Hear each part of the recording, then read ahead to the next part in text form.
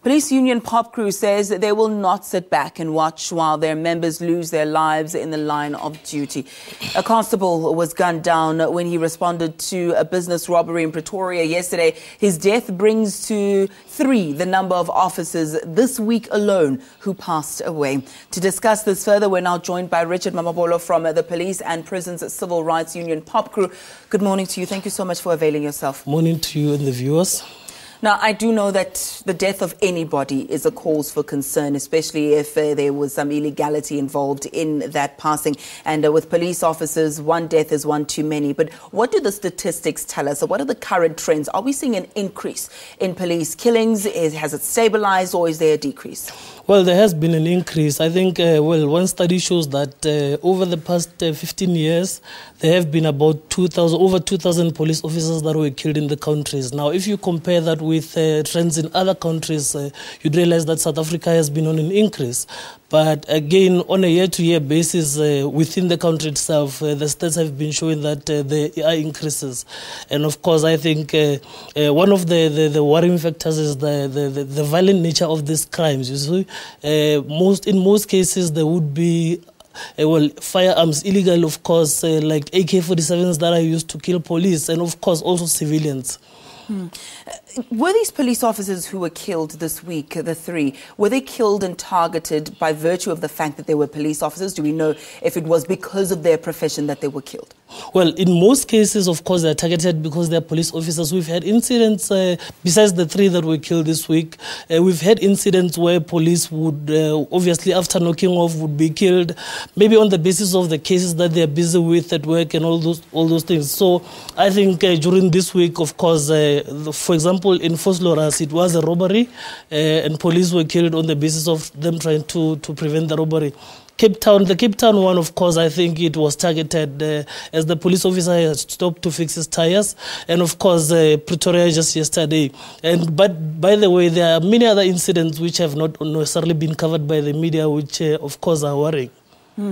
What sort of effect does this have on the morale of police officers when you read that one of your colleagues has died either in the line of duty or was specifically targeted? What sort of morale does it, what does it do to the morale? Look, I think firstly, the fact is that most of our police officers are committed to serving the people of South Africa in ensuring that they live safely.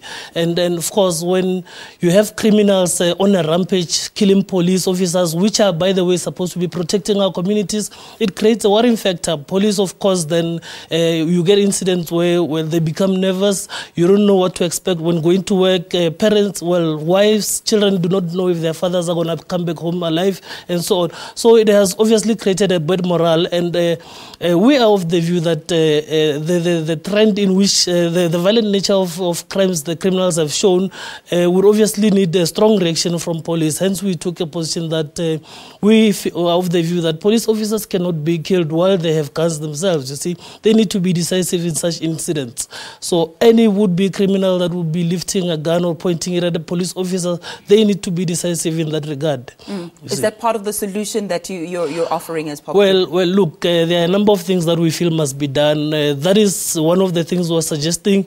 We are also suggesting that government needs to put in plans to ensure that we've got harsher sentences, and also look into the gun laws, of course, and make sure that they are stricter, of course. Those are short-term solutions, of course.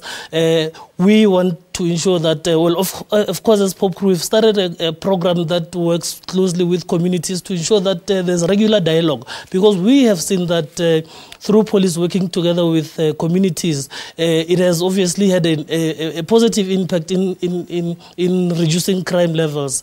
I think one such incident recently was the case with KZN, where communities work very closely with the police, and I think over 150 illegal firearms were confiscated from a house. You see, so through these trends, we believe that there could be immediate changes, and I think the relationship, of course, has been sour at times, but we're closely working on that, and of course communicating with all our structures across the country. That is one thing that we're immediately working on. Those are short-term solutions, really. If we are really to deal with the issue of crime and corruption, of course, within the country, I think we need to obviously also focus on the socio-economic conditions of the country. Majority of our people, of course, are living under the breadline, and those are some of the things we need to address. If you remember, one such incident was that in 2006, when our rand was very powerful, I think it was around 5 rand as compared to the US dollar. We had a growing and a booming economy, which everybody praised. The media praised it as well, you know. But the economy, as much as it was growing, it was only benefiting a certain small section of society, which did not benefit the majority of our people. So we feel that, and at that time, you'd remember that the crime levels rose very highly to an extent where even big companies like Telkom and CEOs were complaining about the levels of crime in the country. So that is such one effect, which we obviously need to look into. Indeed, it has to be a multidisciplinary approach. We have got about 10 seconds left of this, but I just quickly want to quote you on saying that police will use any necessary means possible when confronted with such characters. Are you alluding to the shoot to kill phrase? Is that where you want to go? No, there's a very thin line between shoot to kill and police reacting decisively. You see, we are not saying police should kill, and we are, of course, not promoting any form of police brutality. We've stated that in the past. We still reiterate that we do not promote any form of brutality. What we are saying is that police cannot sit back and watch criminals kill them.